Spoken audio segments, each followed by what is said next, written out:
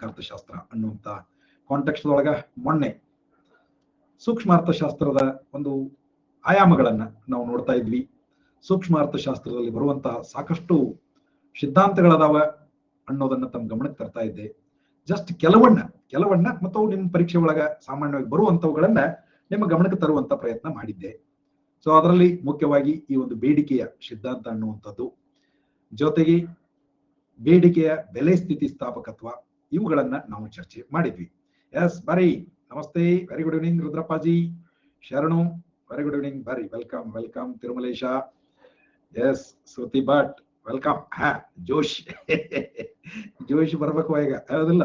S welcome Chetan, ಹೌದು, ನಂಗೂ ಹೇಳ್ರಿ ಅಂತ ನಿಂಗೂ ಹೇಳಿದ್ನಲ್ವಾ, ಮತ್ತೆ ನೀನು ಹೇಳ್ಬೇಕು, ಮತ್ತೆ ನೀನು ಹೇಳ್ಬೇಕು. ಓಕೆ, ಯಾ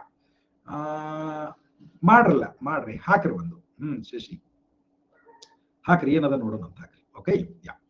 ಸೊ ಹೀಗೆ ಈ ಒಂದು ಸೂಕ್ಷ್ಮ ಅರ್ಥಶಾಸ್ತ್ರದ ಕುರಿತಾಗಿ ನಾವು ಚರ್ಚೆ ಮಾಡ್ತಾ ಇದ್ವಿ. Yes very good evening. ಅದರ ಮುಂದುವರೆದ ಭಾಗ. ಸೊ ನಾವು ಮೊನ್ನೆ ಬೇಡಿಕೆ ಅಂದ್ರೆ ಏನು, ಬೇಡಿಕೆ ರೇಖೆ ಹೆಂಗಿರ್ತದ, ಬೇಡಿಕೆ ಬೆಲೆ ಸ್ಥಿತಿಸ್ಥಾಪಕತ್ವ ಇತ್ಯಾದಿ ನೋಡಿದ್ವಿ. ಸೊ ಅದಕ್ಕೆ ಯಾಕಂದ್ರೆ ಮಾರುಕಟ್ಟೆ ಎರಡು ಶಕ್ತಿಗಳು ಅಂತ ನಾವು ಕರೆಯೋದು, ಒಂದು ಬೇಡಿಕೆ ಮತ್ತೊಂದು ಪೂರೈಕೆ.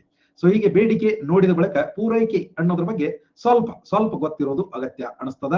ಸೊ ಆ ಹಿನ್ನೆಲೆ ಒಳಗ ಒಂದಿಷ್ಟು ಪೂರೈಕೆಯ ನಿಯಮ ಅನ್ನುವಂಥದ್ದನ್ನು ಜಸ್ಟ್ ಇಲ್ಲಿ ನೋಡಿಬಿಡೋಣ. ಅದರಷ್ಟು ವಿವರವಾಗಿ ಬೇಕಾಗಿಲ್ಲ, ಬಟ್ ಕನಿಷ್ಠ ಒಂದು ತಿಳುವಳಿಕೆ ಬೇಕು. ಎಸ್ ಬಾರಿ, ನಮಸ್ತೆ ಸಂಧ್ಯಾಜಿ, ವೆಲ್ಕಮ್. ಯಾ, ಸೊ ಪೂರೈಕೆ ನಿಯಮ, ಲಾ ಆಫ್ ಸಪ್ಲೈ ಅನ್ನುವಂಥದ್ದು ಬರ್ತದೆ. ಹಾಗೆ ಲಾ ಆಫ್ ಡಿಮಾಂಡ್ ಅಂತಿದೇನೋ ಹಾಗೆ ಲಾ ಆಫ್ ಸಪ್ಲೈ ಅನ್ನುವಂಥದ್ದನ್ನ ನಾವಿಲ್ಲಿ ನೋಡಕತ್ತೀವಿ. It is exactly the opposite of law of demand ಅಂತ ನಾವು ಹೇಳ್ಬೇಕು. ಸೊ ಬೇಡಿಕೆಯ ನಿಯಮದೊಳಗ ಅಲ್ಲಿ ಬೇಡಿಕೆಯನ್ನ ನಿರ್ಧರಿಸುವ ಶಕ್ತಿ ಅಂತ ನಾವು ನೋಡಿದೀವಿ. ಬೆಲೆ ಹೆಚ್ಚಾದರೆ ಬೇಡಿಕೆ ಕಡಿಮೆ ಆಗ್ತದ, ಬೆಲೆ ಕಡಿಮೆ ಆದರೆ ಬೇಡಿಕೆ ಹೆಚ್ಚಾಗ್ತದ ಅನ್ನುವಂಥದ್ದು.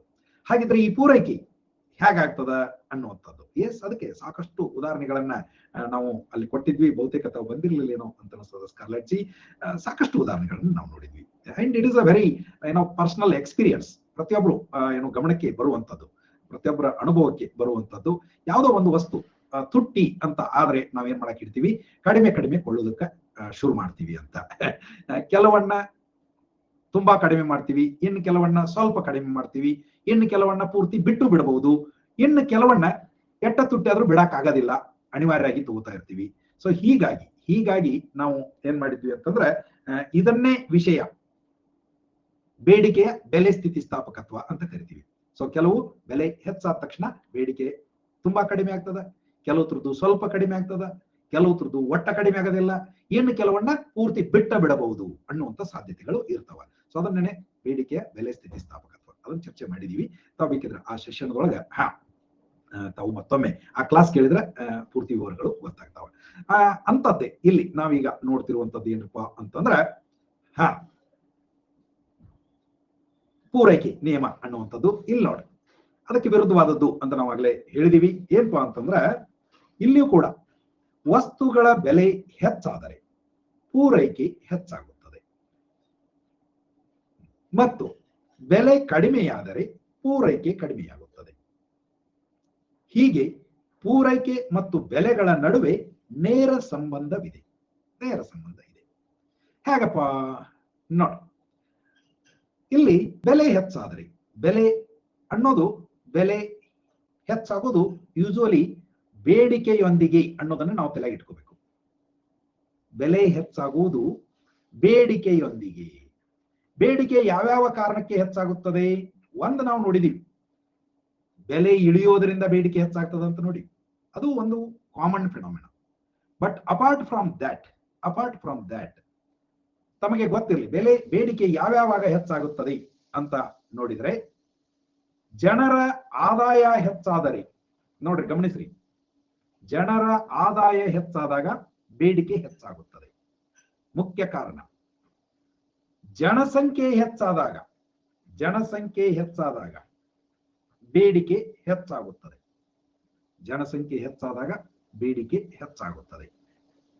ಕೆಲವು ಸಲ ಅಭಿರುಚಿ ಬದಲಾದಾಗ ಬೇಡಿಕೆ ಹೆಚ್ಚಾಗುತ್ತದೆ. ಬಟ್ ತುಂಬಾ ಡಿಸೈಡಿಂಗ್ ಫ್ಯಾಕ್ಟರ್ಸ್ ಬೇಡಿಕೆ ಹೆಚ್ಚಾಗುವುದಕ್ಕೆ ತುಂಬಾ ಮಹತ್ವದ ಎರಡು ಕಾರಣಗಳು ಅಂತಂದ್ರೆ ಇವು ಎರಡು, ಆದಾಯ ಮತ್ತು ಜನಸಂಖ್ಯೆ. ಆದಾಯ ಮತ್ತು ಜನಸಂಖ್ಯೆ. ಹಾ ಎಸ್ ಹಾ ಸರಿನಾ? ಆದಾಯ ಮತ್ತು ಜನಸಂಖ್ಯೆ ಹೆಚ್ಚಾದ್ರೆ ಬೇಡಿಕೆ ಹೆಚ್ಚಾಗ್ತದೆ. ಬೇಡಿಕೆ ಹೆಚ್ಚಾಗೋದ್ರಿಂದ ಬೆಲೆ ಹೆಚ್ಚಾಗ್ತದೆ. ಬೆಲೆ ಹೆಚ್ಚಾಯ್ತು ಅಂತಂದ್ರೆ ಪೂರೈಕೆ ಹೆಚ್ಚಾಗ್ತದೆ. ನೋಡ್ರಿ, ಬೆಲೆ ಹೆಚ್ಚಾದರೆ ಪೂರೈಕೆ ಹೆಚ್ಚಾಗ್ತದೆ. ಇವುಗಳನ್ನ ಸಾಕಷ್ಟು ಉದಾಹರಣೆಯೊಂದಿಗೆ ನಾವು ನೋಡಬಹುದು. ಸಾಕಷ್ಟು. ಇದು ಕೇವಲ ಇಂಥದ್ದೇ ಒಂದು ವಸ್ತು ಅಂತ ಇರಬೇಕಾಗಿಲ್ಲ, ಇಂಥದ್ದೇ ಒಂದು ವಸ್ತು ಅಂತಿಲ್ಲ ಅಥವಾ ಸೇವೆ ಅಂತಿಲ್ಲ. ಮತ್ತೆ ಇವು ನಂತರ ಕೆಲವು ಸಲ ಎಷ್ಟವುಗಳ ಪೂರೈಕೆ ಹೆಚ್ಚಾಗ್ತದನೋ ಅಷ್ಟೇ ವೇಗದೊಳಗ ಕೆಲವು ಸಲ ಅವುಗಳ ಬೆಲೆ ಕುಸಿದು ಪೂರೈಕೆ ಕೂಡ ನಿಂತು ಹೋಗ್ತದೆ. ಒಂದು ಎಕ್ಸಾಂಪಲ್ ನಾವು ಗಮನಿಸಬಹುದಾದದ್ದು ಅಂತಂದ್ರೆ, ನಿಮಗೆ ಪರಿಚಯ ಇರೋದನ್ನೇ ಹೇಳೋದಾದ್ರೆ, ವೆರಿ ಗುಡ್ ಈವ್ನಿಂಗ್ ಓಂಕಾರ್, ಬರಿ. ರಾಜ್ಕುಮಾರ್ ಜಿ, ಜೈ ಹಿಂದ್, ಜೈ ಹಿಂದ್, ವೆಲ್ಕಮ್, ಬರಿ. ಯಾ ಧಾರವಾಡದೊಳಗ ಇತ್ತೀಚಿನ ವರ್ಷಗಳೊಳಗ ಈ ಕೋಚಿಂಗ್ ಸೆಂಟರ್ ಅನ್ನುವಂಥದ್ದು ಧಾರವಾಡದೊಳಗೆ ಫಸ್ಟ್ಗೆ 1990ರ ದಶಕದೊಳಗೆ 1-2 ಕೋಚಿಂಗ್ ಸೆಂಟರ್ ಇದ್ದು, 2000 ಅಂದ್ರೆ 21ನೇ ಶತಮಾನ ಶುರುವಾದ ಬಳಿಕ 1, 2, 3, 4 ಅಂತ ಅದು. ಆದ್ರೆ ಕಳೆದ ಒಂದು 4-5 ವರ್ಷದೊಳಗ ಒಂದು ಎಲ್ಲ ಬೋರ್ಡ್ಗಳನ್ನ ಲೆಕ್ಕ ಹಾಕೋತ ಹೋದ್ರೆ, ಅಲ್ಲಿ ವಿದ್ಯಾರ್ಥಿಗಳದಾರೋ ಇಲ್ಲೋ ಸೆಕೆಂಡರಿ, ಬೋರ್ಡ್ಗಳನ್ನ ಲೆಕ್ಕ ಹಾಕೋತ ಹೋದ್ರೆ ಒಂದು 50 ಕೋಚಿಂಗ್ ಸೆಂಟರ್ ಅದಾವ. ಈ ಕೋಚಿಂಗ್ ಸೆಂಟರ್ ಅನ್ನುವಂಥದ್ದು ಒಂದು ಸಪ್ಲೈ ಅಂತ ನಾ ಇಲ್ಲಿ ಹೇಳ್ತಾ ಇರೋದು. ಪೂರೈಕೆ ಹೆಚ್ಚು ಹೆಚ್ಚು ಕೋಚಿಂಗ್ ಸೆಂಟರ್ಗಳ ಸ್ಥಾಪನೆ ಅನ್ನೋದು ಪೂರೈಕೆ. ಅಂದ್ರೆ ಇಲ್ಲಿ ಸ್ಪರ್ಧಾತ್ಮಕ ಪರೀಕ್ಷೆಗಳಿಗೆ ತರಬೇತಿ ನೀಡುವ ಪೂರೈಕೆ ಸೇವೆ, ಇದೊಂದು ಸರ್ವಿಸ್ ಹೆಚ್ಚಾಯ್ತು.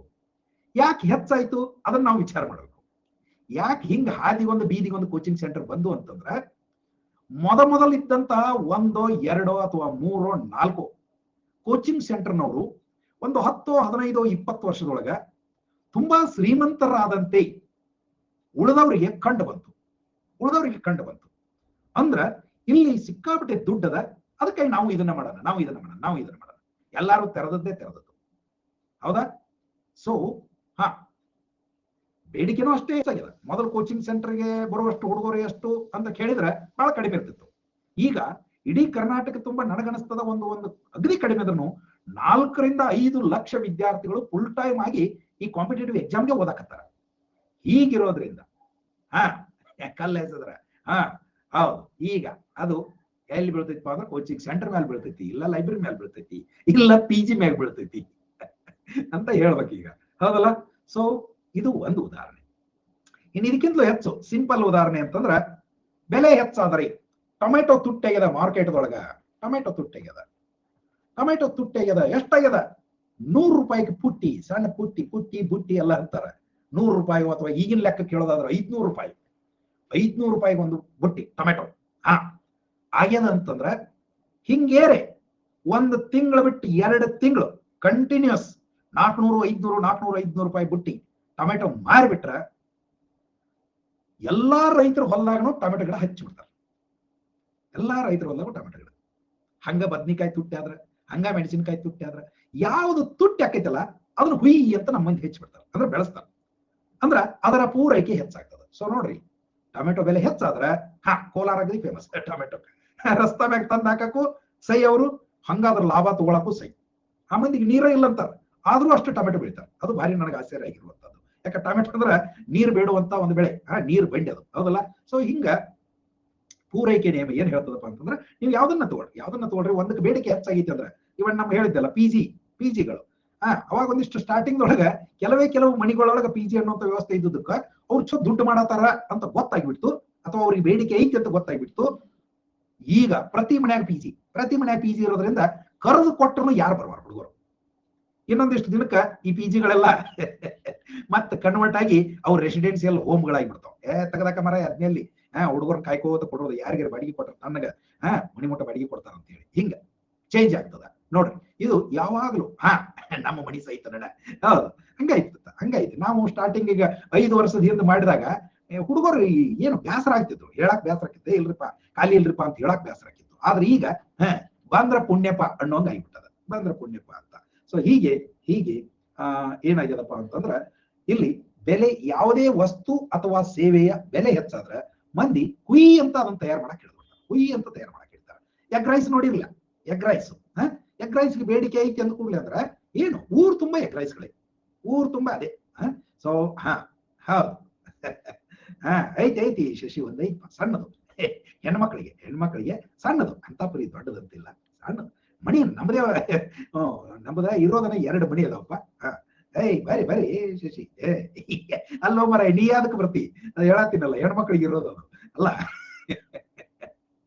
ಹೌದಲ್ಲ, ಅಲ್ಲ ಸುಮ್ಮನೆ ಹಂಗೆ ಹೇಳಿದೆ. ಓಕೆ, ಹಂಗ ಏನೈತಪ್ಪ ಅಂತ ಕೇಳಿದ್ರೆ ಇದು ಯಾವುದೇ ಒಂದು ಬೇಡಿಕೆ ಹೆಚ್ಚಾದ್ರೆ ಬೆಲೆ ಹೆಚ್ಚಾಕೈತಿ, ಬೆಲೆ ಹೆಚ್ಚಾದ್ರೆ ಅದರ ಪೂರೈಕೆ ಹೆಚ್ಚಾಕೈತಿ ಅಂತ ನಾವು ನೋಡ್ತೀವಿ. ಇನ್ನು ಈ ಪೂರೈಕೆ ರೇಖೆ ಹೆಂಗಿರ್ತೈತಿ ಅಂತ, ಪೂರೈಕೆ ರೇಖೆ ಹೆಂಗಿರ್ತೈತಿ ಆಗ್ಲೇ ಹೇಳಿದಂಗ ಇದು ಬೇಡಿಕೆಯ ರೇಖೆಗೆ ವಿರುದ್ಧವಾಗಿರ್ತೈತಿ, ಬೇಡಿಕೆ ರೇಖೆಗೆ ವಿರುದ್ಧವಾಗಿರ್ತದ. ಸೊ ಇಲ್ಲಿ ಬೇಡಿಕೆ ರೇಖೆ ಮೇಲಿನಿಂದ ಕೆಳಕ್ಕೆ ಅಂತ ಬಂದ್ರೆ ಇದು ಕೆಳಗಿನಿಂದ ಮೇಲಕ್ಕೆ ಅಂತ ಹೋಗ್ತದೆ, ಕೆಳಗಿನಿಂದ ಮೇಲಕ್ಕೆ, ಎಡದಿಂದ ಬಲಕ್ಕೆ, ಎಡದಿಂದ ಬಲಕ್ಕೆ. ಕ್ಲಾಸ್ ಇರುತ್ತೆ ಏನ್ರಿ ಸರ, ಕ್ಲಾಸ್ ಟೈಮ್ ಚೇಂಜ್ ಆಗುತ್ತೆ ಏನ್ರಿ ಸರ, ಯಾಕಂದ್ರೆ ಮೆಂಟಲ್ ಎಬಿಲಿಟಿ ಕ್ಲಾಸ್ ಇರುತ್ತೆ 4 ಗಂಟೆಗೆ ಅಂತ ಓಂಕಾರ. ಯಪ್ಪ, ಒಂದೇ ಟೈಮ್ಗೆ ಅಣ್ಣ ಅಕಾಡೆಮಿ ಒಳಗ ಯಾವಾಗ್ಲೂ 4-5 ಕ್ಲಾಸ್ ನಡೆದೇ ಇರ್ತಾವ, ಯಾವಾಗ್ಲೂ 4-5 class ನಡೆದಿರ್ತಾವ.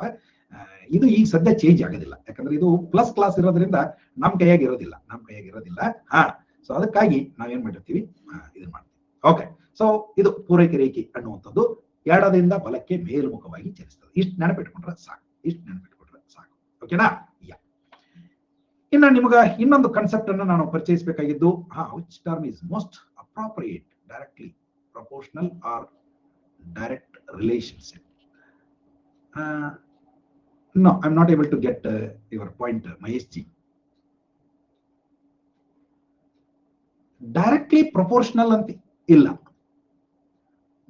It need not be proportional. Once again, ಇಲ್ಲಿ ಕೂಡ ಹೆಂಗ ಇಲಾಸ್ಟಿಸಿಟಿ ಆಫ್ ಡಿಮಾಂಡ್ ಅಂತ ಐತೋ ಹಂಗ ಇಲಾಸ್ಟಿಸಿಟಿ ಆಫ್ ಸಪ್ಲೈ ಅಂತಾನೂ ಬರ್ತದೆ. ಇದು ನಾನು ನಿಮ್ ಗಮನಕ್ಕೆ ತರಬೇಕು. ಇಲಾಸ್ಟಿಸಿಟಿ ಆಫ್ ಸಪ್ಲೈ ಅಂತಾನೂ ಬರ್ತದೆ.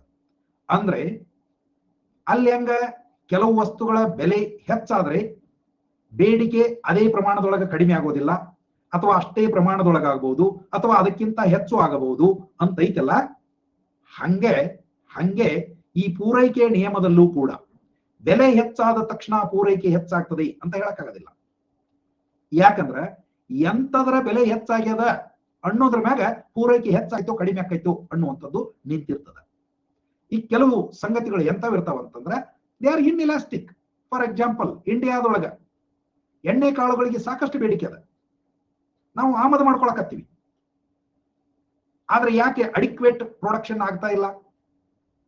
ಎಣ್ಣೆ ಕಾಳುಗಳ ಪೂರೈಕೆ ಹೆಚ್ಚಾಗಬೇಕಾಗಿತ್ತಲ್ಲ, ಆಗ್ತಾ ಇಲ್ಲ. So there are many reasons who restrict the supply as well. ಹೌದಾ? ಸೊ ಹೀಗಾಗಿ ಇಲ್ಲ ಇದ್ರೊಳಗೆ ಏನು ಇಲ್ಲ, Omkara don't make it an issue. ಹೌದಾ? ಎಲ್ಲಿ ನೋಡ್ರಿ, ನಿಮಗೆಲ್ಲ ನೋಡ್ರಿ, ನೀವು ಕ್ಲಾಸ್ಗಳನ್ನ ಅವ್ರದ್ದಾದ್ರೂ ನಂತರ ಕೇಳ್ಬೋದು, ಇಲ್ಲ ನಂದಾದ್ರೂ ನಂತರ ಕೇಳ್ಬೋದು. ಕೆಲವು ಸಲ ಅನಿವಾರ್ಯವಾಗಿ ಅವರು ಆ ಟೈಮ್ಗೆ ಮಾಡಿರ್ತಾರೆ, ನಾನು ಆ ಟೈಮ್ಗೆ ಮಾಡಿರ್ತೀನಿ. ಇಲ್ಲಿ ನಾವು ಯಾರಿಗ್ಯಾರು ಏನೋ ಸ್ಪರ್ಧಿಗಳು ಅಲ್ಲ, ಮತ್ತೆಂತದ್ದು ಇಲ್ಲ. ನಿಮ್ಮ ಅನುಕೂಲ ನೋಡ್ಕೊಂಡ ಸಾಧ್ಯ ಆದಷ್ಟು ಕ್ಲಾಸ್ ಶೆಡ್ಯೂಲ್ ಮಾಡಿರ್ತೀವಿ. ಬಟ್ ಅಷ್ಟಾಗಿ ಸಬ್ಜೆಕ್ಟ್ಸ್ ಮತ್ತು ಟೀಚರ್ಸ್ ಬಹಳ ಇರೋದ್ರಿಂದ ಕೆಲವು ಸಲ ಹಿಂಗಾಗಿರ್ತದೆ. ಹೌದಾ? ಅವ್ರು ಮಾಡಿದ ಟೈಮ್ಗೆ ನಾನು ಮಾಡಿರ್ತಾ ಇರ್ತದೆ. ಸೊ ಹೀಗಾಗಿ ಅದಕ್ಕಾಗಿ ಹೇಳಿದ್ದು, ಇವು ಪ್ಲಸ್ ಕ್ಲಾಸ್ಗಳು ಟೈಮ್ ಚೇಂಜ್ ಆಗೋದಿಲ್ಲ. ಒಂದು ಸಲ ಶೆಡ್ಯೂಲ್ ಆದ್ರೆ ಈ ಕ್ಲಾಸ್ ಟೈಮ್ ಚೇಂಜ್ ಆಗೋದಿಲ್ಲ. ಇಷ್ಟ ನಿಮ್ಗೆ ಗಮನಕ್ಕೆ ತರಕತ್ತೀವಿ. ನಿಮ್ಗೆ ಅದು ಪಾಪ ಗೊತ್ತಿರೋದಿಲ್ಲ. ನಾವು ಫ್ರೀ ಕ್ಲಾಸ್ಗಳನ್ನ ಬೇಕಾದಂಗೆ ಹೆಚ್ಚು ಕಡಿಮೆ ಮಾಡ್ಕೋಬಹುದು. ನಾವು ಮುಂಜಾನೆ ಹಾಕೋಬಹುದು, ಸಾಯಂಕಾಲ ಹಾಕೋಬಹುದು, ಯಾವಾಗ ಬೇಕಾದಾಗ ಹಾಕೋಬಹುದು. ಬಟ್ ಪ್ಲಸ್ ಕ್ಲಾಸ್ಗಳು ಹಂಗಿರೋದಿಲ್ಲ. ಓಕೆ, ಅದು ನಿಮ್ಗೆ ಪಾಪ ಗೊತ್ತಿರೋದಿಲ್ಲ, ಅದಕ್ಕಾಗಿ ನೀವು ಹಂಗೆ ಕೇಳ್ತೀರಿ, ಬಟ್ ಹಂಗೆ ಚೇಂಜ್ ಮಾಡಕ್ ಬರೋದಿಲ್ಲ. ಓಕೆ, ಎಸ್, ಯಾವ್ದಾದ್ರು ಒಂದು ರೆಕಾರ್ಡ್ ನೋಡು, ಕಷ್ಟ ನಿಮಗೆ ಬಿಟ್ಟದ್ದು ಅದು. ಸೊ ಗ್ರಾಹಕರ ಮಿಗುತಿ ಅನ್ನುವಂಥದ್ದು, ಗ್ರಾಹಕರ ಮಿಗುತಿ, ಕನ್ಸ್ಯೂಮರ್ ಸರ್ಪ್ಲಸ್ ಅನ್ನುವಂಥ ಒಂದು ಕಾನ್ಸೆಪ್ಟ್ ಜಸ್ಟ್ ನಿಮ್ಗೆ ಗೊತ್ತಿರಬೇಕು.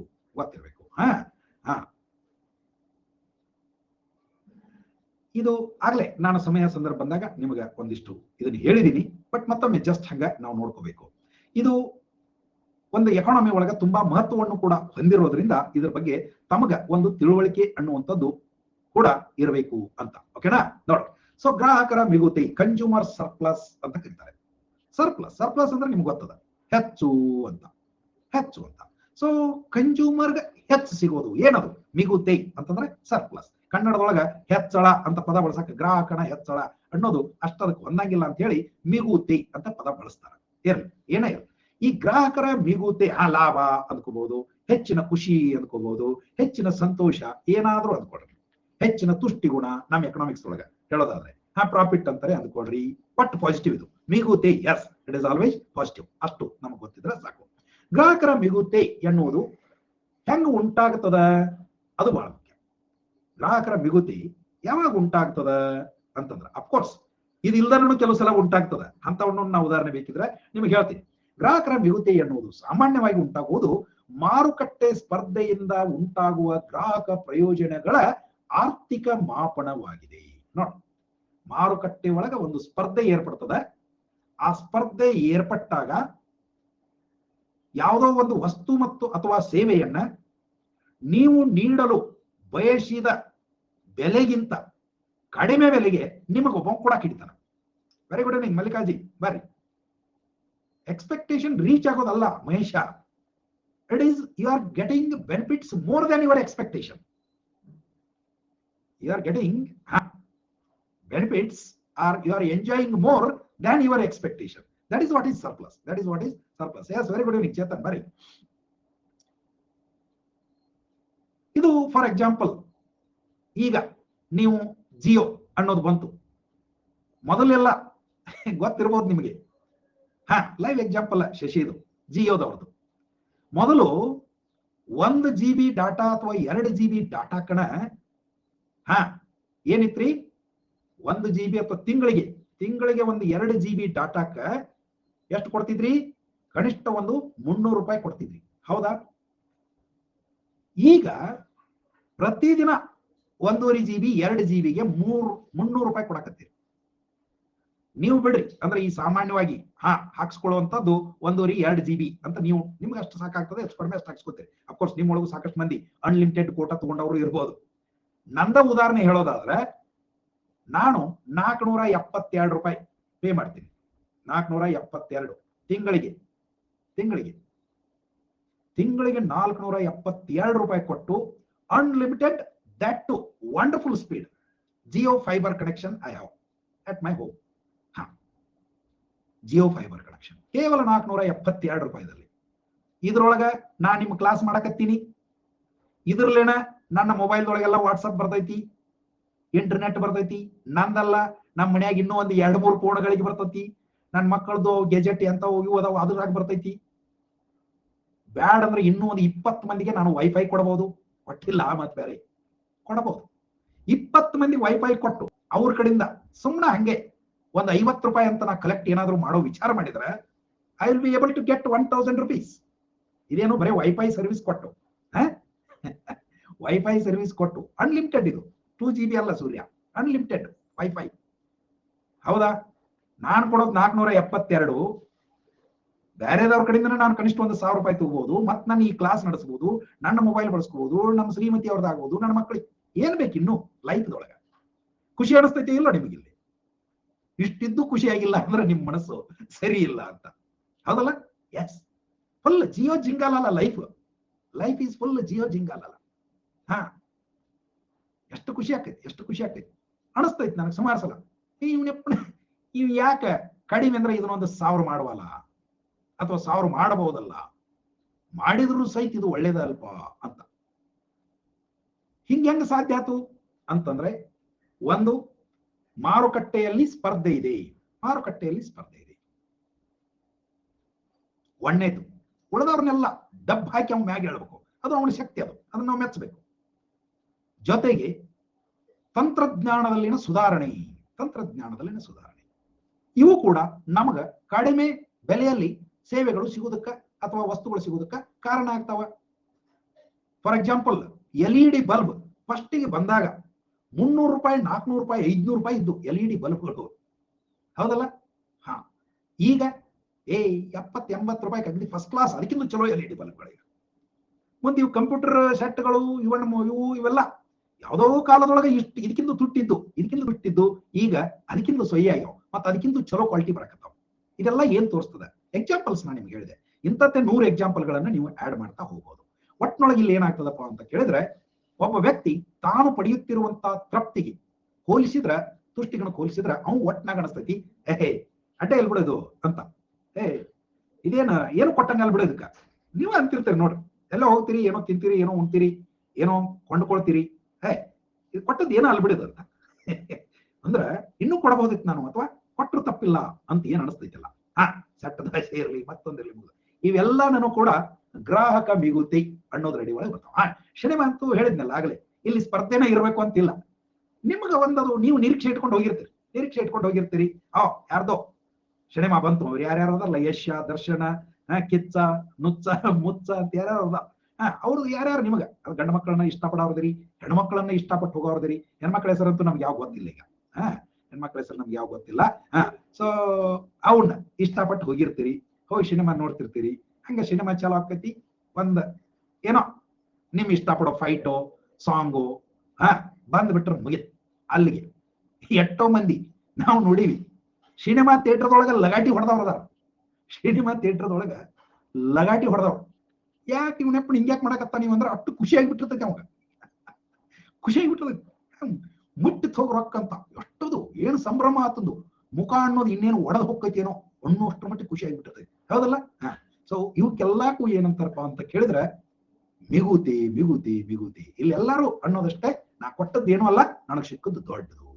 ಹೇಗೆ ಗ್ರಾಹಕರು ಉತ್ಪನ್ನ ಅಥವಾ ಸೇವೆಗೆ ಪಾವತಿಸಿರುವ ಬೆಲೆಯು ಅವರು ಪಾವತಿಸಲು ಸಿದ್ಧರಿರುವ ಬೆಲೆಗಿಂತ ಕಡಿಮೆಯಾದಾಗ ಅಥವಾ ಕಡಿಮೆ ಅನಿಸಿದಾಗ ಈ ಗ್ರಾಹಕರ ಮಿಗುತೆ ಸಂಭವಿಸುತ್ತದೆ. ಇದು ಗ್ರಾಹಕರು ಪಡೆಯುವ ಹೆಚ್ಚುವರಿ ಪ್ರಯೋಜನದ ಅಳತೆಯಾಗಿದೆ.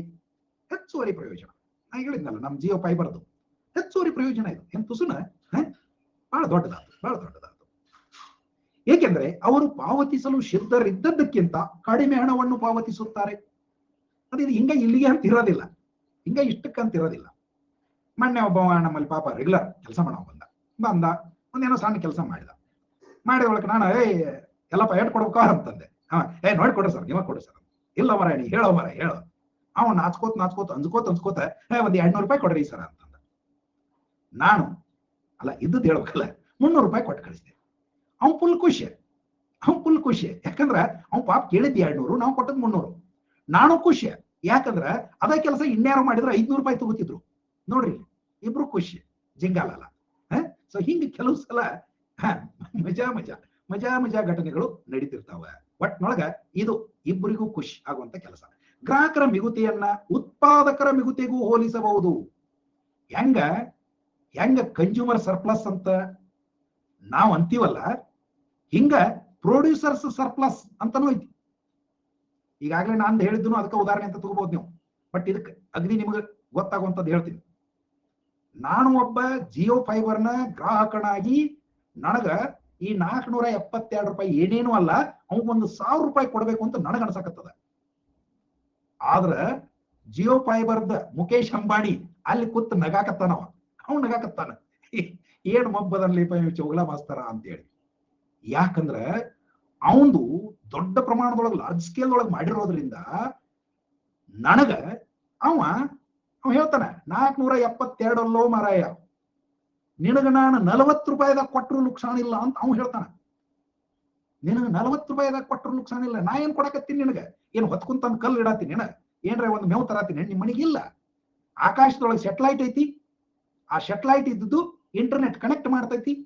ಒಂದು ಸಣ್ಣ ಕೇಬಲ್ ಐತಿ, ಕೇಬಲ್ ತನ್ನ ಕೆಲಸ ಮಾಡ್ತೈತಿ. ಕೇಬಲ್ ಒಮ್ಮೆ ಹಾಕಿದ್ರ ಕೇಬಲ್ ಕೆಟ್ಟ ಬೆಲೆ, ಒಮ್ಮೆ ಹಾಕಿದ್ರೆ 20 ವರ್ಷ ಹೋಗ್ತೈತಿ. ನಾ ಏನ್ ಮಾಡ್ದೈತಿ ಮರ ಹತ್ರಗಂತ ಅವ. ಸೊ ಅವನು ಖುಷಿಯಾಗ ಅವನು ಅದ. ಮತ್ ಹಿಂಗಾಗಿ ಆ ಪರಿ ಶ್ರೀಮಂತ ಆಗತ್ತ. ನಾವು ನಮಗ ಸೊಯ್ದಾಗ ಕೊಟ್ಟಿದ್ದಾನ ಅಂತಂದ್ರೆ ಬಹಳ ಬಡವಾಗ್ಬೇಕಾಗಿತ್ತಲ್ಲ ಅವ್ ಇಷ್ಟೊತ್ತಿಗೆ. ನಮಗ ಸೊಯ್ದಾಗ ಕೊಟ್ಟ ಅವ್ನು ನುಕ್ಸಾನ ಮಾಡ್ಕೊಳಕತ್ತಾನಂತಂದ್ರ ಬಹಳ ಬಡವಾಗ್ಬೇಕಾಗಿತ್ತು. ಆದ್ರೆ ಬಡವಾಗನಿಲ್ಲ, ವರ್ಷದಿಂದ ವರ್ಷಕ್ಕೆ ಸಿಕ್ಕಾಪಟ್ಟಿ ಶ್ರೀಮಂತ ಆಗಕತ್ತಾನ. ಲಕ್ಷ ಕೋಟಿ ರೂಪಾಯಿದೊಳಗೆ ಶ್ರೀಮಂತ ಆಗಕತ್ತಾನ. ಇದೆಲ್ಲ ಏನ್ ತೋರಿಸ್ತದ? ಉತ್ಪಾದಕರ ಮಿಗುತೆಯನ್ನು ಕೂಡ ತೋರಿಸ್ತದ. 1 ಇಯರ್ ಫ್ರೀ ಕೊಟ್ಟ ಮತ್ತ ಅಟ್ಟಾಗಿ ಇಷ್ಟಾಗಿ. ಹೌದಲ್ಲ? ಹಿಂಗ ಅಪೋಸಿಟ್ ಐತಿ. ಇನ್ನು ಗ್ರಾಹಕರ ಮಿಗುತೆಯನ್ನ ಇನ್ನೂ ಸರಳವಾಗಿ ಅರ್ಥ ಮಾಡ್ಕೊಳ್ಳೋದು ಹೆಂಗ, ಮತ್ತೆ ಇದು ಅದಕ್ಕೆ ಬೇಕಾಕೈತಿ ಅನ್ನೋದನ್ನ ಈಗ ನಾವು ಪಟ ನೋಡೋಣ. ರಾಷ್ಟ್ರೀಯ ಹೆದ್ದಾರಿಗಳು, ಕಾಲುವೆಗಳು, ಸೇತುವೆಗಳಂತ ಸಾರ್ವಜನಿಕ ಸರಕುಗಳ ಸಾಮಾಜಿಕ ಪ್ರಯೋಜನಗಳನ್ನ ಅಳೆಯಲು ಗ್ರಾಹಕರ ಮಿಗುತೆ ಅನ್ನುವಂಥ ಪರಿಕಲ್ಪನೆಯನ್ನ 1844ರಲ್ಲಿ ಇಂಗ್ಲೆಂಡಿನೊಳಗ ಅಭಿವೃದ್ಧಿಪಡಿಸಲಾಯಿತು. ಹೌದು, ಕರೆ ಇತ್ತು ಓಂಕಾರ. ಸೊ ಇಲ್ಲಿ ಈಗ ನೋಡ್ರಿ, ಈಗ ನಾವು ನೆಕ್ಸ್ಟ್ ಸ್ಟೇಜಿಗೆ ಬರಬೇಕು. ಬಹಳ ಇಂಟ್ರೆಸ್ಟಿಂಗ್ ಅದಾವ, ಒಂದಕ್ಕೊಂದು ರಿಲೇಟೆಡ್ ಅದಾವ. ಇವತ್ತು ನನಗೇನ ಕನ್ಸ್ಯೂಮರ್ ಸರ್ಪ್ಲಸ್ ಸಿಗಾಕತ್ತದ ಅಥವಾ ಮುಖೇಶ್ ಅಂಬಾನಿಗೆ ಪ್ರೊಡ್ಯೂಸರ್ ಸರ್ಪ್ಲಸ್ ಸಿಗಾಕತ್ತದ ಅಂತಂದ್ರ ಅದರ ಹಿಂದ ಸರ್ಕಾರದ ಕೊಡುಗೆ ಕೂಡ ಇರ್ತದೆ. ಈ ಫಾರ್ ಎಕ್ಸಾಂಪಲ್ ನಾವು ಈಗ ಹೈವೇ ಮ್ಯಾಗ ಹೋಗ್ತೀವಿ, ನೋಡಿದ್ರಿ ನೀವು, ಹೈವೇ ಮ್ಯಾಗ ಹೋಗ್ತೀವಿ. ಅಫ್ಕೋರ್ಸ್ ನಾವು ಇಂಡಿಯನ್ ಮೈಂಡ್ ಸೆಟ್ ಇನ್ನೂ ಅಷ್ಟು ಉದಾರ ಇಲ್ಲ, ಅಂದ್ರ ಜನರಸ್ ಇಲ್ಲ, ನಾವು ಬಹಳ ಜನರಸಿಟಿ ಕಡಿಮೆ ನಮಗೊಂದಿಟ್ಟ. ಅಫ್ಕೋರ್ಸ್ ಅದಕ್ಕೆ ಕಾರಣ ಐತಿ, ಯಾಕಂದ್ರೆ ಬಡವಿದ್ದವಾಗ ಎಲ್ಲಿ ಅಂದ್ರ ಅತಿಯಾಗಿ ಉದಾರ ಕೈಯಿಂದ ಕೊಡುವಂತ ಮನಸ್ಸು ಬರ್ಬೇಕು. ಬಡತನ ಬಾಳ ಇತ್ತು, ಹಿಂಗಾಗಿ ಸರ್ಕಾರನೇ ಎಲ್ಲಾ ಪುಕ್ಷಟ್ಟಿ ಕೊಡ್ಲಿ ಅಂತ ರೂಢಿ ಬಿದ್ದ್ಬಿಟ್ಟದ. ಪುಕ್ಷಟ್ಟೆ ರೋಡ್ ಮ್ಯಾಗ ಅಡ್ಡಾಡಿದವ್ರಿಗೆ ಈಗ ರೊಕ್ಕ ಕೊಟ್ಟು ಅಡ್ಡಾಡೋದು ಅಂದ್ರೆ ಕೆಲವ್ರಿಗೆ ಬಹಳ ಕಿರಿಕಿರಿ ಆಗ್ತದೆ. ಬಟ್ ನನ್ನ ಪ್ರಕಾರ ಇವತ್ತು ನಾವು ಟೋಲದೊಳಗೆ ಪೇ ಮಾಡಕತ್ತೀವಲ್ಲ, ನನ್ನ ಪ್ರಕಾರ ಅಷ್ಟೇ ಅಲ್ಲ, ಇದು ಸತ್ಯ, ಅದನ್ನ ಹೇಳಕತ್ತೀವಿ. ಟೋಲದೊಳಗೆ ಎವರೇಜ್ ಏನು, ಪ್ರತಿಯೊಬ್ರು ಒಂದ್ 50 ರೂಪಾಯಿ ಕೊಡ್ತಾರೆ, 60 ರೂಪಾಯಿ ಕೊಡ್ತಾರೆ, 100 ರೂಪಾಯಿ ಕೊಡ್ತಾರೆ, ವಾಟ್ ಎವರ್ ದೇ ಪೇ. ಸೇ ಒಂದು 60 ಕಿಲೋಮೀಟರ್ ಡಿಸ್ಟೆನ್ಸ್ ಅನ್ನ ಆತ ಕವರ್ ಮಾಡೋದು ಏನೈತಲ್ಲ, ಫಸ್ಟ್ ಥಿಂಗ್ ಆತನಿಗೆ ಟೈಮ್ ಉಳಿತದ. ಸೆಕೆಂಡ್ ಥಿಂಗ್, ರಸ್ತಾ ಹಿಂಗಿರ್ಲಾರ್ದ ಮೊದಲಿನಂಗ ಮೊಳಕಾಲು ಉದ್ದ ತೆಗ್ಗುಗಳು ಇದ್ದು ಅಂತಂದ್ರೆ ಆ ಕಡೆ ದಡಕ್ ಈ ಕಡೆ ಬಡಕ್ ಅಂದ್ ಗಾಡಿ ನುಗ್ಗಾಗಿ ಹೋಗ್ತದ. ಅಲ್ಲೇ ಪಂಚರ್ ಆಗಿ ನಿಲ್ಲಕ್ ಹಿಡಿತಾವ, ಏನ್ ಪಾಠ ಮುರಿಯಾಕ್ ಹಿಡಿತಾವ. ನಾ ಈಗ ಪಾಠ ಮುರಿಯೋದು ಅನ್ನೋ ಪದಾನ ಕೇಳಿಲ್ಲ ಇತ್ತೀಚೆಗೆ, ಏನ್ ಪಾಠನ ತೆಗೆದಾರೋ ಏನೋ ಗೊತ್ತಿಲ್ಲ. ಒಂದು ಕಾಲದೊಳಗ ಪಾಠ ಮುರಿಯೋದಂದ್ರೆ ಏನು ಬೇಡ, ಅದ್ರ ಸುದ್ದಿ, ಅದೇ ದೊಡ್ಡ ಉದ್ಯೋಗ, ದೊಡ್ಡ ಕಷ್ಟದ ಕೆಲಸ. ಗಾಡಿ ಓನರ್ಗಳಿಗೆ ಪಾಠ ಹಾಕಿ ಸಾಯ್ತಿದ್ವು, ಯಾಕಂದ್ರೆ ಅಷ್ಟು ದಡಕ್ ಬಡಕ್ ಗಾಡಿ.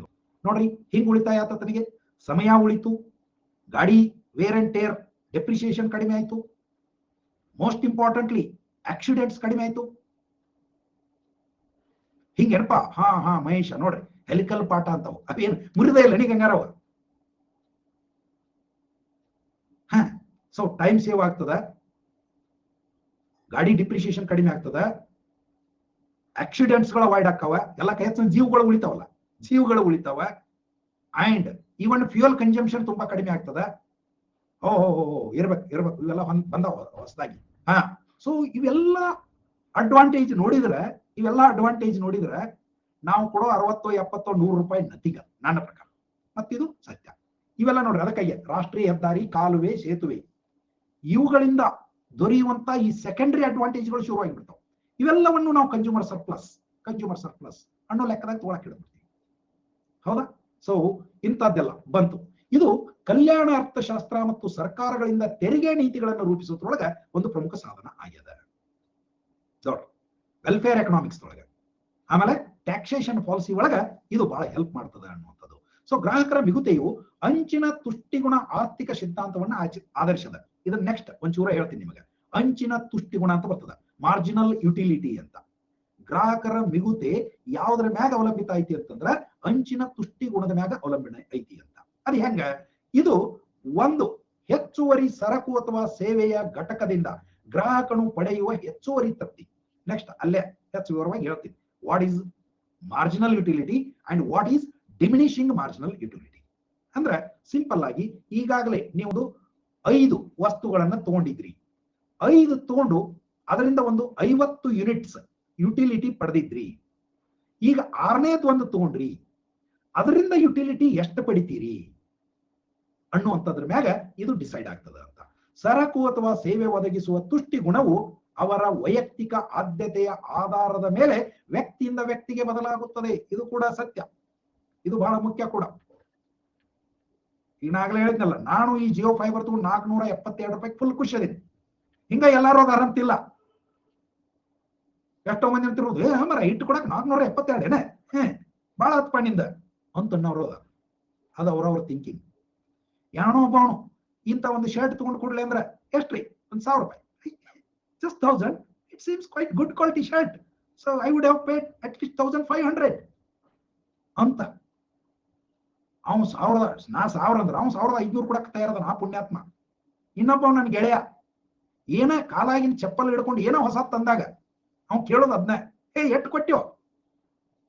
ಅವಾಗಿನ ಕಾಲದೊಳಗೆ ನಾವು 100-120 ರೂಪಾಯಿ ಅಂದ್ಕೊಳ್ಳಿ ಅಂದ್ರೆ ಅವ್ನು ಹೇಳವ, ಇನ್ನೊಂದು 10 ರೂಪಾಯಿ ಕೊಟ್ಟಿದ್ರೆ ಹೊಸದ ಬರ್ತಿತ್ತಲ್ಲ ಅಂತವ. ಅಂದ್ರೆ ಜೋಕ್ ಆಗಿ ಇನ್ನೊಂದು 10 ಇವನ್ ಎప్పుడు ತರುದನ್ನ ಹೊಸ ತಂದಿನಿ ಮತ್ತ ಅವನ್ ಲೆಕ್ಕ ಹಂಗ.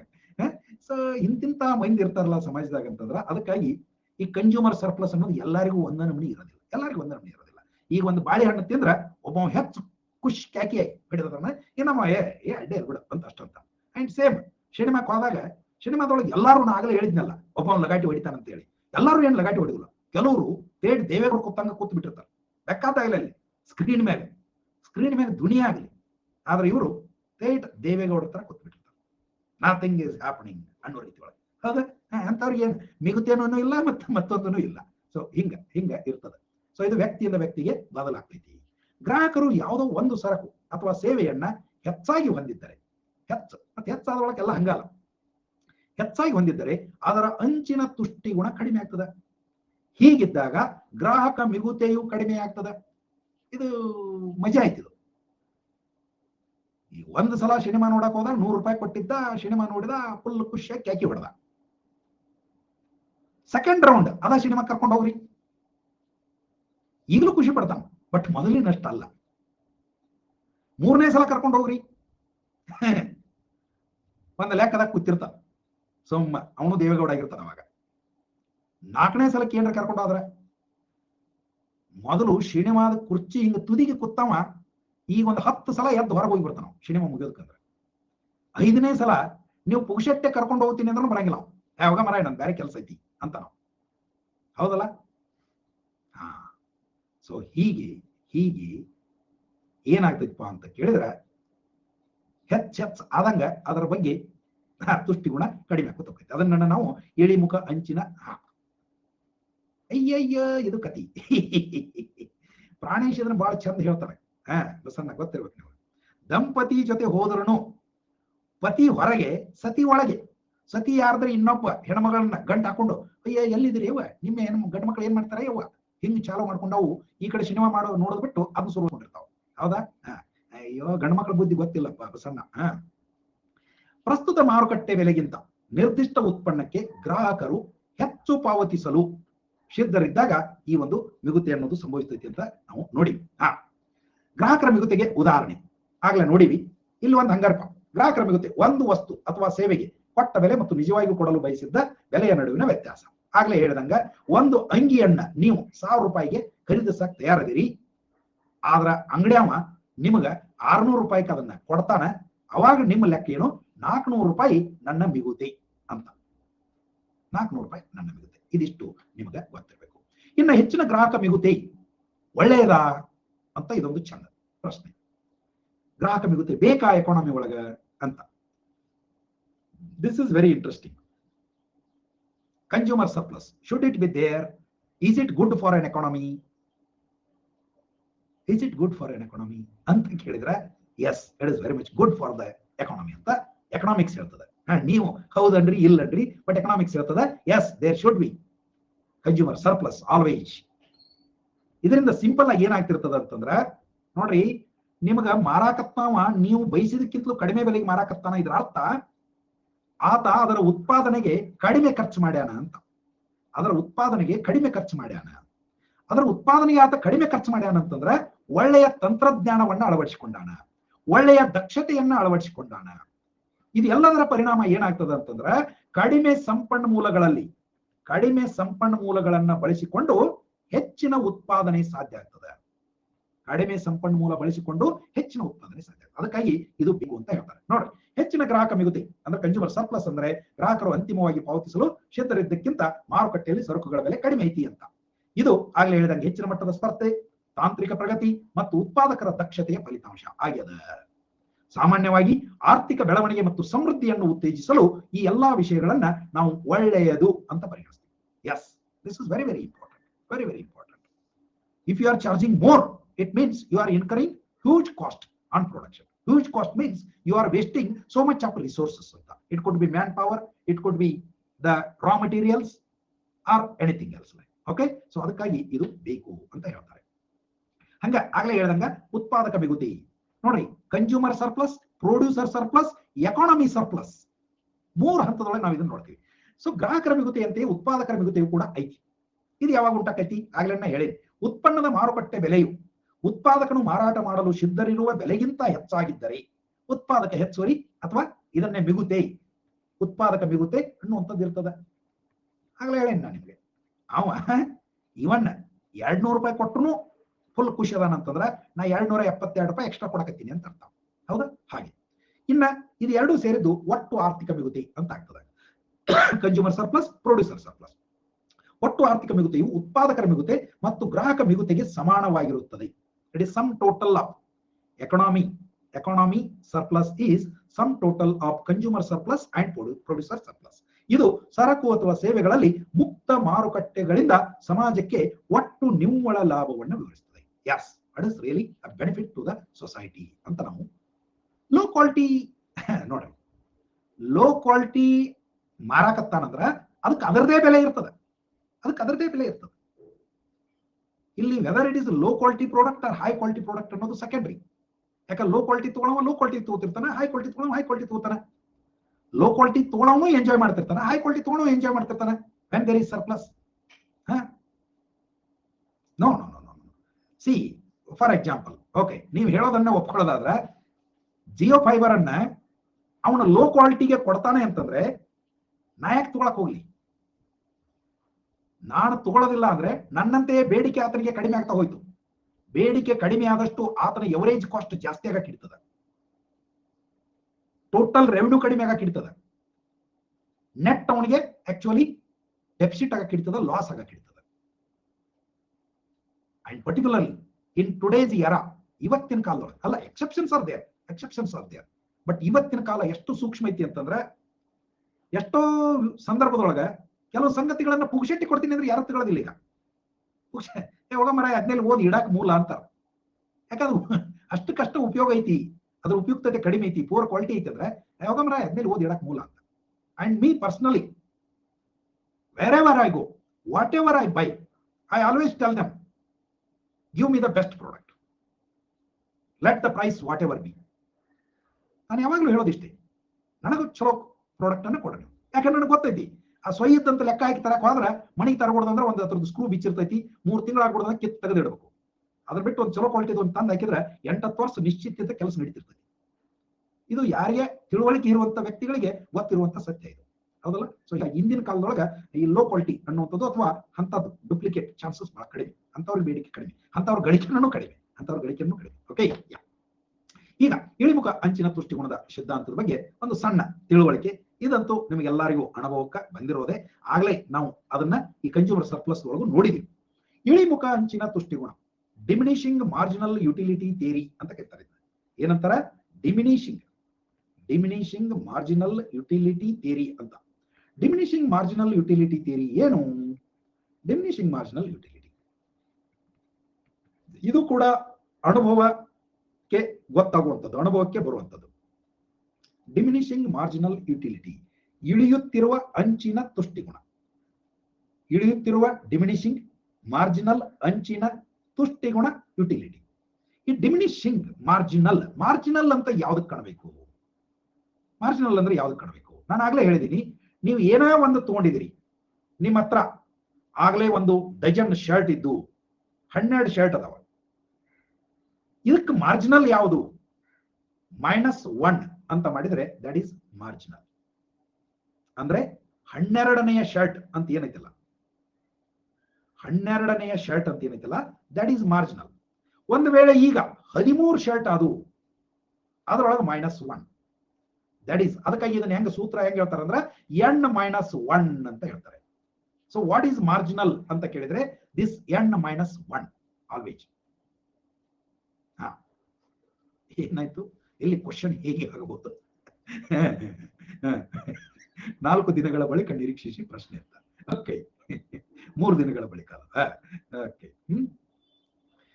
ಗೊತ್ತಾಯ್ತಾ? ಬಹಳ ಕಿಲಾಡಿದ ನಮ್ಮ ಬಸಣ್ಣ. ಅಂಚಿನ ಅಂದ್ರೆ ಗೊತ್ತಾತೇನ್ರಪ್ಪ? ಯಾವುದು ಅಂಚಿನ ಅಂದ್ರೆ ಕೊನೆಯದು ಅಂತ. ಕೊನೆಯದು. ಈಗ ಹೇಳಿದ್ನಲ್ಲ ಹೆಂಗ್ ಆಕೈತಿ ಅನ್ನೋದನ್ನ ನಿಮ್ಗೆ ಉದಾಹರಣೆ ಹೇಳ್ಕೊತ ಹೋಗ್ತೀನಿ. ಇನ್ನೊಂದು ಉದಾಹರಣೆ ತಗೋತೀನಿ. ಈ ಡಿಮಿನಿಷಿಂಗ್ ಮಾರ್ಜಿನಲ್ ಯುಟಿಲಿಟಿ ತೋರ್ಸಕ್ಕ ಇನ್ನೊಂದು ಉದಾಹರಣೆ ತಗೋತೇವೆ. ಓಕೆ, ಸಿಂಪಲ್ ಆಗಿ ಇಲ್ಲಿ ಒಂದು ಯೂನಿಟ್ಸ್ ಅಂತ ಬರ್ತದೆ. ಯೂನಿಟ್ಸ್ ಅಂದ್ರೆ ಘಟಕಗಳು. ನೇಮ್ ಆಫ್ ದ ಪ್ರಾಡಕ್ಟ್ ಇಲ್ಲಿ ಮೊದಲು ತಗೊಳ್ಳೋಣ. Name of product, name of product ಏನ್ರಪ್ಪ? ಮ್ಯಾಂಗೋ ತಗೊಳ್ರಿ, ಹಂಗ ಸುಮ್ಮ ಮ್ಯಾಂಗೋ. ಯೂನಿಟ್ 1, ಯೂನಿಟ್ 1 ಯುಟಿಲಿಟಿ ತುಷ್ಟಿಗುಣ ಎಷ್ಟು? 100. ಇದನ್ನ ಅಳ್ಯಾಕ್ ಬರೋದಿಲ್ಲ, ಆದ್ರೆ ಅಂದಾಜು ತಿಳ್ಕೊಳ್ಳೋದು. ಒಂದು ಮಾವಿನ ಹಣ್ಣು ತಿಂದಾಗ ನಿಮಗೆ ಎಷ್ಟು ಖುಷಿ ಆಯ್ತು, ಎಷ್ಟು ಸಂತೋಷ ಆಯ್ತು, ತೃಪ್ತಿ ಸಿಕ್ತು ಅಂದ್ರೆ ಒಂದು 100 ಯೂನಿಟ್ ನಷ್ಟು ತೃಪ್ತಿ ಆಯ್ತು ಅಂತ. Total utility, total utility 100. Marginal utility 100. ಈಗ same product, another unit you have added, one more unit. From this unit you are getting say 80 units of utility. Total is 180 unit. Marginal utility will be always equal to the utility you are getting from the additional unit. So naturally once again marginal utility is also 80. Then you go on, ಇದು ಒಂದಾಯ್ತು, ಇದು ಎರಡನೇದು ಅಂತ ಇಟ್ಕೊಳ್ಳಿ. ಈಗ ಮೂರನೇ ಮಾವಿನ ಹಣ್ಣು ಅದನ್ನು ತಿಂದ್ರಿ, ಇದರದ್ದು 40 ಆಗ್ತದೆ. ಈಗ ಇಲ್ಲಿ 220 ಆಗ್ತದೆ, ಇದು 40 ಆಗ್ತದೆ. Same mango you are continuing, 4ನೇದು ತಿಂದ್ರಿ, ಇದರಿಂದ 0 ಯುಟಿಲಿಟಿ ನಿಮ್ಗೆ ಸಿಗಾಕತ್ತದ. ಹೀಗಾಗಿ total utility remains same 220. Marginal utility 0. 5ನೇದು ತಿನ್ನಾಕತ್ರಿ, ಸಾರಿ ಮ್ಯಾಂಗೋನ 5ನೇ ಯೂನಿಟ್ ತಿನ್ನಾಕತ್ರಿ. ಯುಟಿಲಿಟಿ ಯಾರೋ ಒತ್ತಾಯ ಮಾಡಿ ಗುದ್ದಿ ತಿನ್ಸಾಕತ್ತಾರ ನಿಮ್ಮನ ಅಂತ ಇಟ್ಕೊಳ್ಳೋಣ, ಗುದ್ದಿ ತಿನ್ಸಾಕತ್ತಾರ ನಿಮ್ಮನ ಅಂತ ಇಟ್ಕೊಳ್ಳೋಣ. ಅವಾಗ -20. Total utility 200 and this is once again -20. Omitting ಆಗಿರ್ತೀವಿ. Utility load full. ಅರ್ಥ ಆಯ್ತಾ? ಇಲ್ಲಿ ಮಾರ್ಜಿನಲ್ ಅನ್ನುವಂಥದ್ದು ಏನಪ್ಪಾ ಅಂತಂದ್ರೆ ಪ್ರತಿ ಸಲ ಕೊನೆಯತ್ತು ಒಂದಂತ ಏನು ನೀವು ತಿಂತೀರಲ್ಲ. ಫಾರ್ ಎಕ್ಸಾಂಪಲ್ ಊಟ ಮಾಡಾಕತ್ತೀರಿ ಅಂತಂದ್ರ 1ನೇ ತುತ್ತು ತುಂಬಾ ಖುಷಿ, ಅಥವಾ ನೀರು ಕುಡಿಯಾಕತ್ತೀರಿ, ಎಲ್ಲಾ ತರಗೂ ನಿಮ್ಮ ಅನುಭವನ ನೋಡ್ಕೋಬಹುದು. ನೀವು ನಿಮ್ಮ ಅನುಭವನ ನೋಡ್ಕೋಬಹುದು. ಫುಲ್ ಬಾಯಾರಿಕೆಯಾಗಿ ನೀರು ಕುಡಿಯಾಕ ಬಂದಾಗ ಮೊದಲು ಒಂದು ಗುಟುಕು ಕುಡಿದಾಗ ಏನು ಸಂತೋಷ, ಅದು ಸ್ವರ್ಗ ಇಲ್ಲೇ ಐತಿಪ್ಪ, ನೀರಿನಾಗ ಸರ್ವ ಸುಖ ಐತಿ ಅಂತ ಅನಿಸ್ತದ. ಇನ್ನೊಂದು ಗುಟುಕು ಕುಡಿತೀರಿ, ಮತ್ತೊಂದು ಗುಟುಕು ಕುಡಿತೀರಿ, 4ನೇ ಗುಟುಕು 5ನೇ ಗುಟುಕು ಕುಡಿದಾಗ ಆಲ್ಮೋಸ್ಟ್ ಇನ್ನೇನ್ ಇದ್ರೊಳಗೆ ಮಜಾ ಇಲ್ಲ ಅನ್ಸಾಕ್ ಹಿಡ್ತೈತಿ. ಇನ್ನೊಂದು ಮತ್ತೆ ಹೊಳ್ಳಿ ಲಘು ನೀರು ಸಿಗೋದಿಲ್ಲ ಅಂತ ಹೇಳಿ 6ನೇ ಗುಟುಕು ಕುಡಿಬಹುದು, 7ನೇ ಗುಟುಕು ಕುಡಿಬಹುದು. ಆ ನಂತರ ಮುಂದೆ ಹೋಗಿ ನೀರ್ ರಗಡಿರ್ಬೋದು, ಪುಗುಶೆಟ್ಟೇನೂ ಇರ್ಬೋದು, ಆದ್ರೆ ಹಂಗ ಕುಡಿತೀರೇನ? ಅದಾವ ತಡಿ, ಮತ್ತೆ ಹೊಳ್ಳಿ ನೀರಾಡಿಕೆ ಆಕೈತಿ, ತಡಿ ಈಗ ಕುಡಿರು, ತಡಿ 1-2 ಕೊಡ ಅಂತ ಯಾರ ಕುಡಿತಾರೇನು? ಇಲ್ಲ. Mahesh and rice. Yes. So ಇಲ್ಲಿ ಇಳಿಮುಖ ಅಂಚಿನ ತುಷ್ಟಿಗುಣ ಇಲ್ಲಿ ಏನಾಯ್ತು ನೋಡ್ರಿ. ಎಸ್, ನಮಸ್ತೆ, ಹೇಳ್ರಿ ಮಹೇಶ್. ಇದು ಸರ್, ಇದು ಎವ್ರಿ ಮ್ಯಾಂಗೋಸ್ ಮಾರ್ಜಿನಲ್ ಯುಟಿಲಿಟಿ ಲಾಸ್ಟಿಗೆ ಗೊತ್ತಾಗುತ್ತೆ ಸರ್. ಇದು ಕಡಿಮೆ ಆಗುತ್ತಾ ಹೋಗ್ತದೆ, ಯಾವಾಗಲೂ ಕಡಿಮೆ ಆಗುತ್ತಾ ಸರ್ ಇದು? There are exceptions like money. Usually ದುಡ್ಡು ಸಾಕಂತ ಯಾವಿಲ್ಲ, ಬಟ್ ಅಲ್ಲೂ ನಾವು ಹೇಳ್ತೀವಿ ಯಾಕೆ ಈ ನಾವು ಪ್ರೋಗ್ರೆಸಿವ್ ಟ್ಯಾಕ್ಸೇಷನ್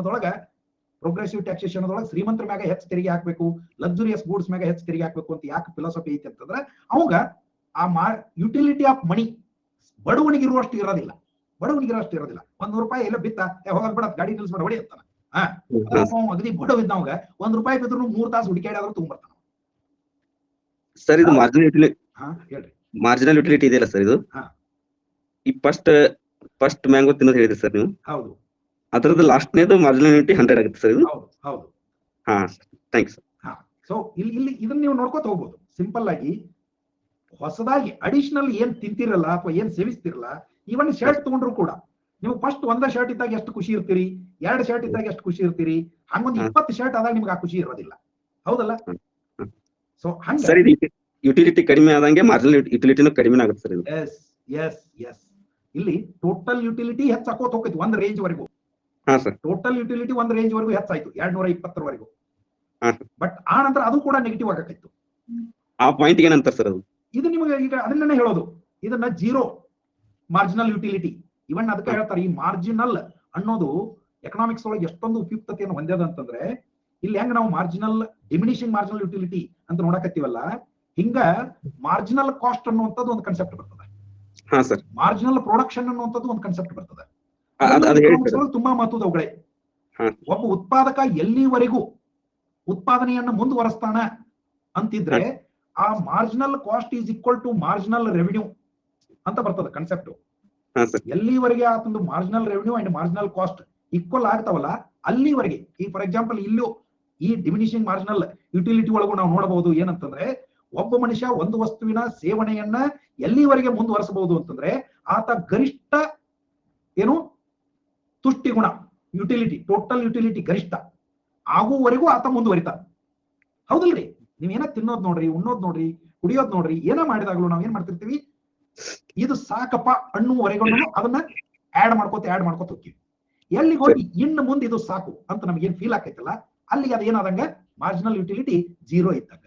ಇನ್ನು ಮುಂದಿನ ತಗೊಂಡ್ರೆ ಉಪಯೋಗ ಇಲ್ಲ, ಅಲ್ಲಿಗೂ ಇಷ್ಟ ಅಂತ. ಸರಿ ಸರ್. ಸೊ ಇಂಥದ್ದು ಬರ್ತದೆ ಕಾನ್ಸೆಪ್ಟ್. ಓಕೆ, ಸೊ ಹೀಗೆ ಇದು ಬಹಳಷ್ಟು ಒಂದು ಎಕನಾಮಿಕ್ಸ್ ಒಳಗ ಎಷ್ಟೆಷ್ಟು ಉಪಯುಕ್ತತೆಯನ್ನು ಹೊಂದ್ಯದ ಅಂದ್ರೆ ಬಹಳ ಉಪಯುಕ್ತತೆಯನ್ನು ಹೊಂದ್ಯದ. ಅಷ್ಟು ತಮ್ಗೆ ಗೊತ್ತಿದ್ರೆ ಸಾಕು. ಒಂದು ಕನ್ಸೆಪ್ಟ್ ಇದು ಜಸ್ಟ್ ನಿಮ್ಗ. ಮತ್ತ ಇದು ಇವನ್ ಉತ್ಪಾದಕ ಹೆಂಗ್ ವಿಚಾರ ಮಾಡ್ತಿರ್ತಾನಂತ, ಅವನು ಉತ್ಪಾದನೆ ಮಾಡುವಂತ ವಸ್ತು ಬಹಳ ಕೇರ್ಫುಲ್ ಇರ್ತಾನವ. ಇದು ನಾನು ಉತ್ಪಾದಿಸೋದನ್ನ ನಾನು ಗ್ರಾಹಕರಿಗೆ ಹೆಚ್ಚು ಕೊಟ್ರೆ ಅದರ ಡಿಮಿನಿಷಿಂಗ್ ಮಾರ್ಜಿನಲ್ ಯುಟಿಲಿಟಿಯ ಪರಿಣಾಮದಿಂದಾಗಿ ಆತ ನನಗೆ ಇಡುವ ಬೇಡಿಕೆಯನ್ನು ಕಡಿಮೆ ಮಾಡ್ತಾನಂತ ಅವ್ನು ಗೊತ್ತಿರ್ತದ. ಅದಕ್ಕಾಗಿ ಇಷ್ಟು ಕೇರ್ಫುಲ್ ಆಗಿ ಇದು ಬಹಳ ರೀತಿ ಒಳಗೆ ಬಳಸ್ಕೊತಿರ್ತಾರ. ಅದಕ್ಕಾಗಿ ಅವ್ನು ಎಷ್ಟು ಕೇರ್ಫುಲ್ ಇರ್ತಾನಂತಂದ್ರ ಕನ್ಸ್ಯೂಮರ್ಗೆ ಅದು ಅಣಿಸಿರ್ಬಾರ್ದು. ಹೌದಾ? ಸೊ ಹಂಗ ಅವ ಬಳಸ್ತಿರ್ತಾನೆ. ಇನ್ನ ಇಷ್ಟು ಬ್ರೀಫ್ ಆಗಿ ಏನೇನ್ ಬರ್ತದ ಮೈಕ್ರೋ ಎಕನಾಮಿಕ್ಸ್ ಒಳಗ ಮತ್ತು ಅದ್ರೊಳಗ ಈ ಒಂದು 3-4 ಥಿಯರೀಸ್ ಅನ್ನ ನಾನು ನಿಮ್ಗೆ ಬ್ರೀಫ್ ಆಗಿ ಹೇಳಿದೀನಿ. ಇನ್ನು ಮುಂದಿರೋದೆಲ್ಲ macroeconomics and Indian economy. Theory ಇದ್ರೆ ಅದು ಮ್ಯಾಕ್ರೋ ಎಕನಾಮಿಕ್ಸ್ ಇರ್ತೈತಿ, ಪ್ರಾಕ್ಟಿಕಲ್ ಇದ್ರ ಅದು ಇಂಡಿಯನ್ ಎಕಾನಮಿ ಇರ್ತೈತಿ ಇನ್ನು ಮುಂದೆ. ಹೌದಾ? ಸೊ ಹಂಗಿದ್ರ ಒಮ್ಮೆ ಈಗ ವಿಶಾಲಾತ್ಮಕ ಅಥವಾ ಸಮಗ್ರ ಅರ್ಥಶಾಸ್ತ್ರ ಹಂಗಂದ್ರೆ ಏನು ಅಂತ ಜಸ್ಟ್ ನಾವು ನೋಡಿಬಿಡೋಣ. ಜೇಮ್ಸ್ ಕೀನ್ಸ್ ನನ್ನ ಸಮಗ್ರ ಅರ್ಥಶಾಸ್ತ್ರದ ಪಿತಾಮಹ ಅಂತ ನಾವು ಕರಿತೀವಿ. ಏನಾಯ್ತಪ್ಪ? ಓಂಕಾರ ಗೊತ್ತಾಗ್ಲಿಲ್ಪ. ಎಸ್. ಸೊ ಈ ಜೇಮ್ಸ್ ಕೀನ್ಸ್ ಅಫ್ಕೋರ್ಸ್ ನಾವ್ ಹೆಂಗ ಟ್ರೆಡಿಷನಲ್ ಎಕನಾಮಿಕ್ಸ್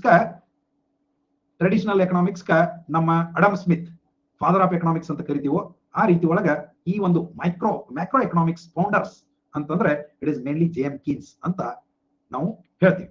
ಸೊ ಈ ಜೇಮ್ಸ್ ಕೀನ್ಸ್ ಈ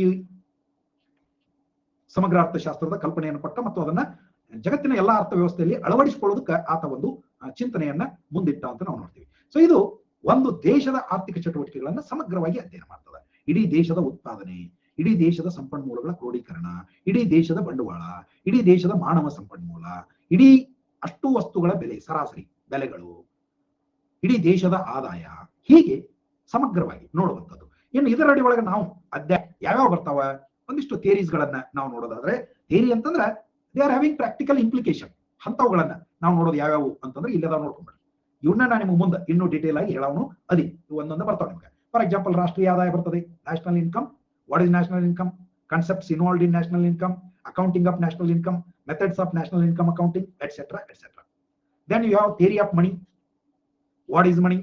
Types of money, barter system earlier we had, and once again new definition of money, types of money,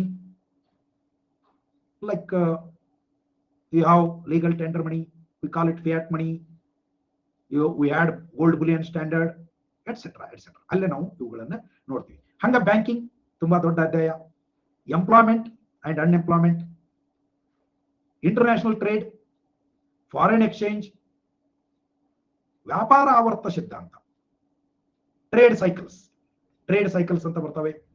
ಹೇಳಿದೀನಿ ನಾನು ನಿಮಗೆ ಇದು ಏನು ಎಂತು ಹೆಂಗ ಏನ್ ಮಾಡ್ತದ ಅಂತ ಮುಂದೆ ನೋಡ್ತೀವಿ. ಟ್ರೇಡ್ ಸೈಕಲ್, ಅಪ್ಸ್ ಡೌನ್ಸ್, ಹಣಕಾಸು ನೀತಿ, ಮಾನಿಟರಿ ಪಾಲಿಸಿ, ವಿತ್ತೀಯ ನೀತಿ ಮತ್ತು ಸಾರ್ವಜನಿಕ ಹಣಕಾಸು, fiscal policy and public finance, ಹಾಗೆ ಅಂತಾರಾಷ್ಟ್ರೀಯ ಹಣಕಾಸು ಸಂಘಟನೆಗಳು. ಸೊ ಇವುಗಳನ್ನ ನಾವು ಮುಂದಿನ ಹಂತಗಳಲ್ಲಿ ನೋಡ್ತೀವಿ. ಇದಷ್ಟಲ್ಲ, ಇವತ್ತೊಳಗೆ ಬಹುತೇಕ ಅಟ್ಲೀಸ್ಟ್ ಇಲ್ಲಿವರೆಗೂ ಲಾಸ್ಟ್ ಬಟ್ ಒನ್ ವರೆಗೂ ಇವೆಲ್ಲತ್ರೊಳಗೂ ಸ್ವಲ್ಪ ಇಲ್ಲ ಸ್ವಲ್ಪ ಥೇರಿ ಇನ್ವಾಲ್ವ್ ಅದ ಮತ್ತೆ ಇವೆಲ್ಲ ಮ್ಯಾಕ್ರೋ ಎಕನಾಮಿಕ್ ಲೆವೆಲ್ ಒಳಗೆ ನಾವು ಇವುಗಳನ್ನ ನೋಡ್ತೀವಿ. ಹಾ ಹಾ ಯವ್ವ ಎಟ್ಟ ಸರಳ ಐತಲ್ಲ ಶ್ರುತಿ. ಇಳಿಮುಖ ಅಂಚಿನ ತುಷ್ಟಿಗುಣ ಏನಾಗ್ತೈತಿ ಅಂದ್ರೆ ಯಾವುದೋ ಒಂದು ವಸ್ತು ಅಥವಾ ಸೇವೆಯನ್ನ ನಾನು ಪದೇ ಪದೇ ನಿರಂತರವಾಗಿ ಮತ್ತೆ ಗ್ಯಾಪ್ ಕೊಟ್ಟಲ್ಲಿದು ಇವತ್ತೊಂದು ಮಾಡೋಣ ತಿನ್ನಿ, ಇನ್ನು 6 ತಿಂಗಳು ಬಿಟ್ಟು ಒಂದು ತಿನ್ನಿ, 3 ತಿಂಗಳು ಬಿಟ್ಟು ತಿನ್ನಿ, ವರ್ಷ ಬಿಟ್ಟು ತಿನ್ನಿ, ಅವಾಗ ಇಳಿಮುಖ ಅಂಚಿನ ತುಷ್ಟಿಗುಣ ಅನ್ವಯ ಆಗೋದಿಲ್ಲ. ಕಂಟಿನ್ಯೂಸ್ ಆಗಿ ಸತತವಾಗಿ ಒಂದಾದ ನಂತರ ಮತ್ತೊಂದರಂತೆ ನೀವು ಯಾವುದೋ ಒಂದು ವಸ್ತು ಅಥವಾ ಸೇವೆಯನ್ನ ಉಪಭೋಗಿಸುತ್ತಾ ಕನ್ಸ್ಯೂಮ್ ಮಾಡ್ತಾ ಹೋದಂಗ ಅದರ ಬಗ್ಗೆ ನಿಮಗಿರುವ ಆಸಕ್ತಿ, ಕುತೂಹಲ, ಸಂತೋಷ ಕಡಿಮೆ ಹಾಕೋತ ಹೋಗ್ತೈತಿ. ಒಂದ್ ಹಂತಕ್ಕೆ ಹೋಗಿ ಯಪ್ಪ ಥೂ ಅಡಿಸ್ಬಿಡ್ತದೆ. ಹೌದಲ್ಲ? ಬೇಕಾದ ತಗೋರಿ ನೀವು. ಅಂಡ್ ಅಫ್ಕೋರ್ಸ್ ಎಕ್ಸೆಪ್ಷನ್ಸ್ ಅದಾವ. ಆಗ್ಲೇ ಹೇಳಿದಂಗ ಕೆಲವರಿಗೆ ದುಡ್ಡು ಎಷ್ಟು ಬಂದ್ರು ಬ್ಯಾಸರ ಅನ್ಸೋದಿಲ್ಲ. ಹಿಂಗಾಗಿ ಅವರು ಕಡಿ ತಿಂತಾರ, ಕಬ್ಬಿಣ ತಿಂತಾರ, ದೇಶನ ನುಗ್ತಾರ ಅಂತವ್ರಿದ. ಸೊ ಅವರಿಗೆ ಇದು ಅನ್ವಯ ಆಗೋದಿಲ್ಲ ಅಂತ ಹೇಳ್ಬೋದು. ಬಟ್ ಅವರಲ್ಲೂ ಕೂಡ ಹಣದ ಬಗ್ಗೆ ಅವರಿಗಿರುವ ಒಂದು ಏನು ನಿಜವಾದ ಇದು ಕಡಿಮೆ ಇರ್ತದೆ, ಪ್ರೇಮ ಕಡಿಮೆ ಇರ್ತದೆ, ವೈಯತ್ತಂತಿರ್ತಾರೆ ಹೇಗೆ.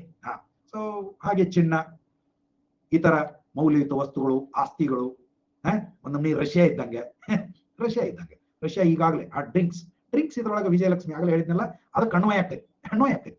ಇಳಿಮುಖ ಅಂಚಿನ ತುಷ್ಟಿಗುಣದ ಸಿದ್ಧಾಂತ ಅನ್ವಯ ಆಗ್ತೈತಿ.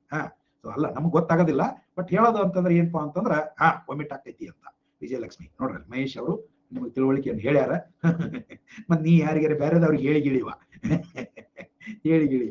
ಆಗೋದಿಲ್ಲ ಹೊಡಿ ಅಣ್ಣ ಅಂತ ಹೇಳ್ಬಿಟ್ಟೆ ಅಂದ್ರೆ ನಾವು ಅಣ್ಣ ಅತ್ತ ಸೀದಾ ಅಲ್ಲಿಗೆ ಹೊಡ್ಕೊಂಡು ಹೋಗ್ಬಿಡೋದಕ್ಕೆ. ಹೌದಾ? ಸೊ ಇಂಥವೆಲ್ಲ ಸಿದ್ಧಾಂತಗಳು ಬರ್ತಾವ. ಸೊ ನಾಳೆಯಿಂದ types of economies and features of each type of economy, then Indian economy, ಇವುಗಳನ್ನ ನೋಡ್ತಾ ಹೋಗೋಣ. Okay, yes. So thank you so much. ಹೌದು checked different goods. Yeah, I checked and the same is the result. Yes. Okay, right. Thank you. ಸಿಗೋಣ ಮತ್ತೆ 5:45ಕ್ಕೆ current affairs class ನೋಡೋಣ. Okay, yeah, thank you. Yes, bye friends. Surya, Sandhya, Anil, Mallika. S